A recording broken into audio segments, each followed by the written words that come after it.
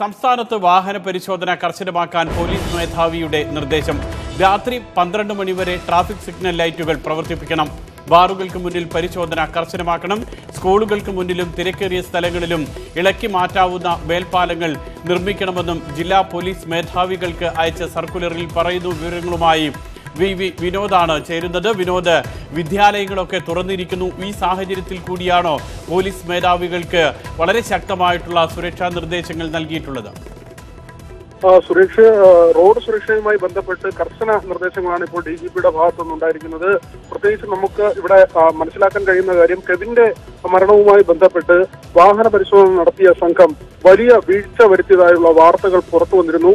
അതിന് പിന്നാലെയാണ് ഇപ്പോൾ വാഹന പരിശോധനയിൽ ഉൾപ്പെടെ കർശന നിർദ്ദേശങ്ങൾ നൽകിക്കൊണ്ടുള്ള DGPയുടെ സർക്കുലർ. ബാറുകൾക്ക് മുന്നിൽ, എല്ലാ ബാറുകൾക്ക് മുന്നിലും പോലീസ് സംഘം പരിശോധന നടത്തണം എന്ന ഒരു പ്രധാനപ്പെട്ട നിർദ്ദേശം. അതോടൊപ്പം തന്നെ രാത്രികാലങ്ങളിലും ഇനി ഹെൽമറ്റ് പരിശോധന, ഒപ്പം ട്രാഫിക് സിഗ്നലുകൾ രാത്രി 12 മണിവരെ പ്രവർത്തിപ്പിക്കണമെന്നും DGP നിർദ്ദേശിച്ചിട്ടുണ്ട്. ഇപ്പോൾ 8 മണി കഴിയുമ്പോഴേക്കും സിഗ്നലുകൾ ഓഫാക്കുന്ന രീതിയാണുള്ളത്.